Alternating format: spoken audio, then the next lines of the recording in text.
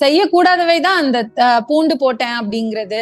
நிறைய பேர் வந்து மெழுகு காய்ச்சிடலாம் அப்படிம்பாங்க. சோ காதுல மெழுகு தானே இருக்கு, அதை சூடு காமிச்சு அதை வந்து கேண்டிலிங் அப்படின்னு சொல்லுவாங்க. அதாவது ஒரு கேண்டில் எடுத்து அதுல இருக்கிற நெருப்பை வந்து காதோடைய மெழுக வச்சு அதுல உருக வைக்கிறேன் அப்படின்னு ஆரம்பிப்பாங்க. தேங்காய் எண்ணெய் போட்டாலே உருகிடும். அது என்ன ஒரு 4-5 நாள் போட வேண்டியிருக்கும், அவ்வளவுதான். பட் நெருப்புலாம் வச்சு அதெல்லாம் ரொம்ப டேஞ்சரஸ். பட் பண்றாங்க, எல்லாருமே பண்றாங்க. அண்ட் கிளீனிங்கும் வந்து ஷார்ப் ஆப்ஜெக்ட்ஸ், பின்னு, ஹேர் பின்னு, சாவி, நகம் இதெல்லாம் போட்டீங்கன்னா டெஃபினட்டா புண்ணாயிடும்.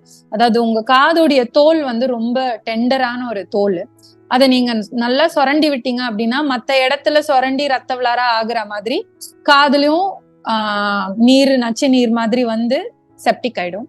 ஸோ இதுல தண்ணி வேற விட்டு நம்ம நல்லா சொரண்டி விட்டோம் அப்படின்னா சுத்தி இருக்கிற அந்த கமென்சல் பாக்டீரியா நான் சொன்னேன் இல்லையா, அந்த பாக்டீரியா, ஃபங்கஸ் எல்லாமே உள்ள நல்லா புகுந்துக்கிட்டு இன்ஃபெக்ஷன் 2 இல்ல 3 நாள்ல கண்டிப்பா வந்துடும்.